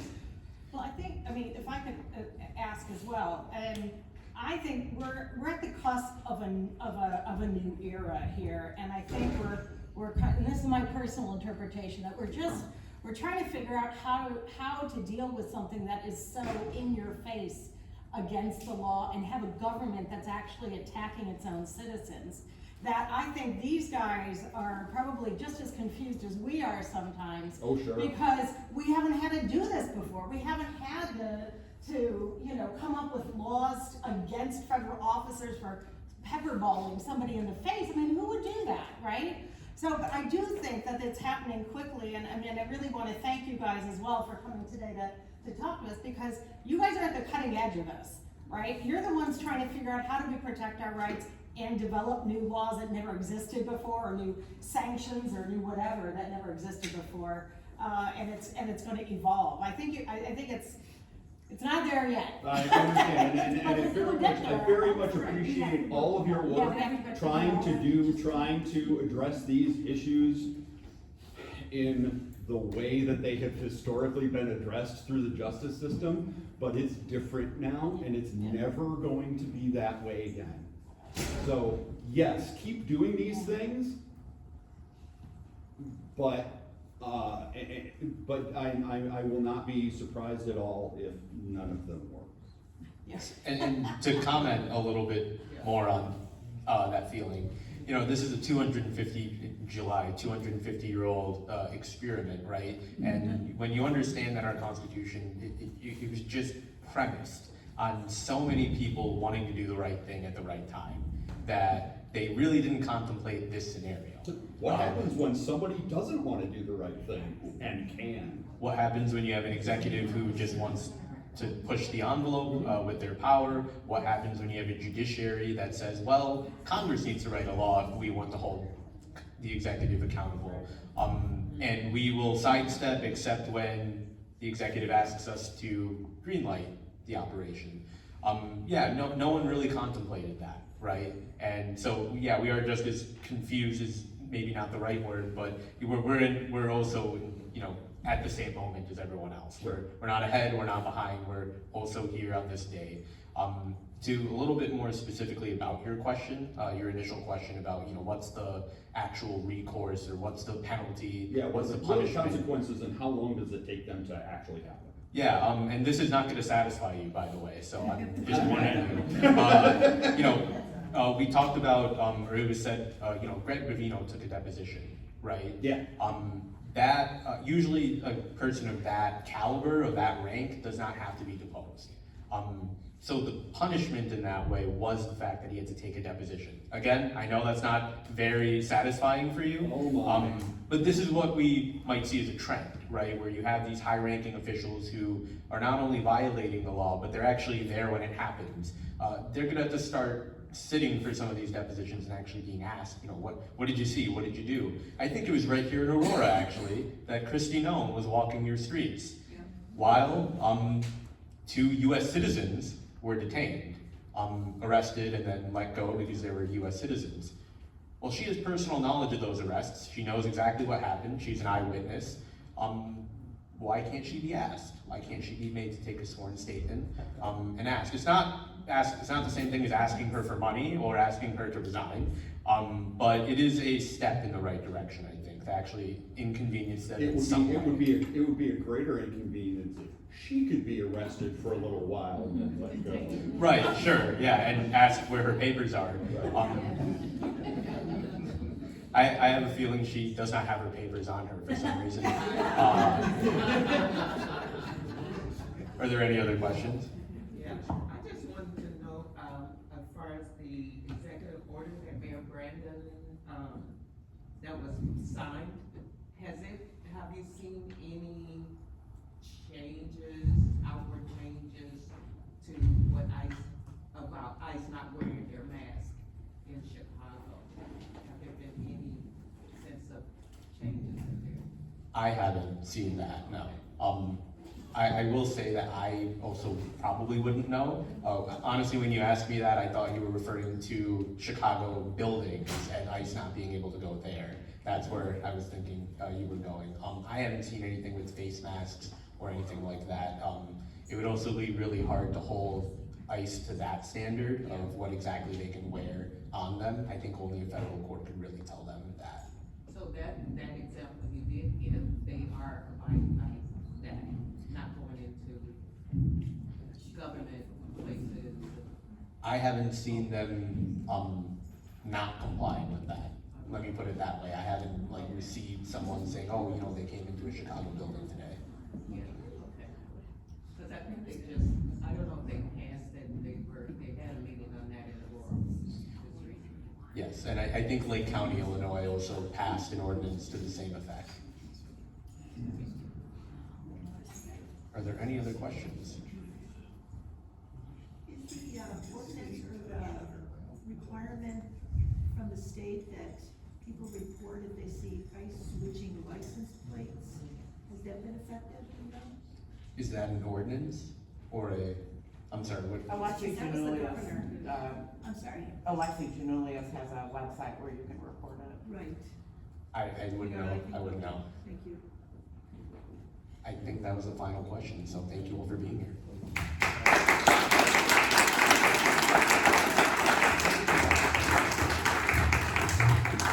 Well, I want to thank our colleagues from ACLU for being here, and I just wanted to end with a note of, before everybody heads out, bye.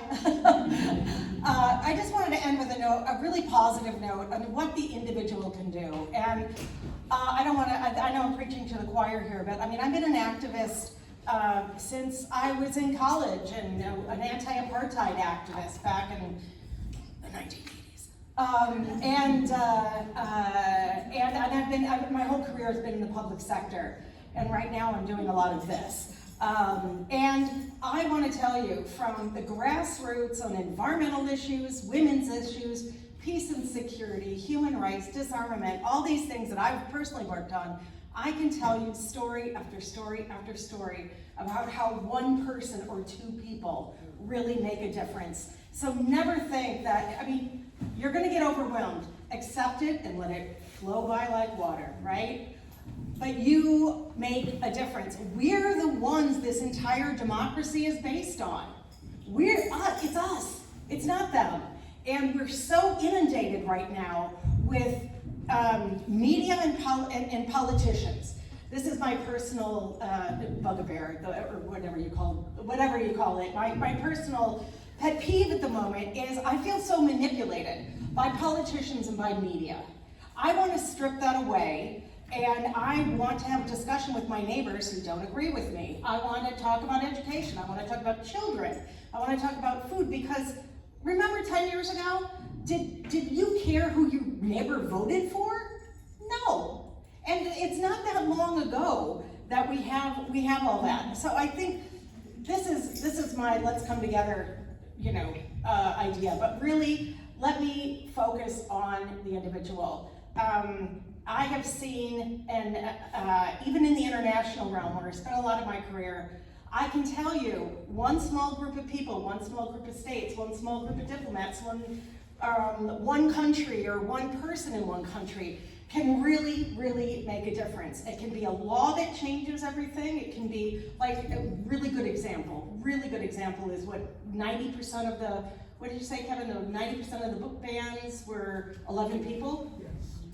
Exactly, and right now what we're fighting for, and I don't know how many of you are members of our Indivisible group, but there's cards on the table. But one of the things I want to do, and I'd like you to join us, and I'm gonna hit up the ACLU after this as well, is we are having a lot of local legislation trying to get ICE to not use our public property, like, parking lots to stage whatever or to process people.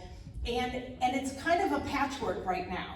And in my past life, I worked a lot on model legislation. And what that is that you kind of come up with a cookie cutter, and you say, well, here are all the things that you could do at a local level. Now let's all try to make, so you don't have to reinvent the wheel, but then also it's going to be much more effective if we can get the whole western suburbs, for example, to have similar legislation, because as you know, there's no line in the street that says I'm in Aurora and now I'm in, North Aurora. And even the mayor of Batavia said the same thing. He says it's really helpful if we have similar around us. So let's really work on that and come up with something where we can collectively, imagine how powerful it would be if we could go, and I will, back to the Batavia City Council and say, you know what, this legislation right here, we wrote it with lawyers. We would like to submit it for your consideration. And guess what? 12 other towns surrounding us are all proposing the same legislation. What do you think? Boy, does that put a lot of pressure. And we're lucky in a blue district here that we're kind of pushing on an open door. We're talking to a lot of people who think like us. Not everybody, but that's the kind of thing that we need to do at the local level. That's my push for today, is join us for that. Join us for writing postcards. Join us for letter writing. Contact, and it sounds so trite, contact your legislators all the time. If you can make it once a week, great. If you can only do it once a month, find out who those, I can't remember, maybe it was Kevin, one of you said, who knows their local legislator, and then all the way up to, senator. Get those email addresses. What's your thought for this week? This week I'm angry about, food banks. They need more funding, something like that. And it really makes a difference. I've talked to those people in those offices, they count, and every day they report to the legislator how many phone calls, how many emails. There's so much we can do. And I'm gonna end because it's after 1 o'clock and you guys all want lunch. But I just wanted to say thank you so much for coming out. Thank you to our friends at ACLU. You guys are giving us a lot of hope in an era where we're feeling hopeless. So thank you so much for the work that you're doing. And hope to see you all again at our next event. So thank you very much.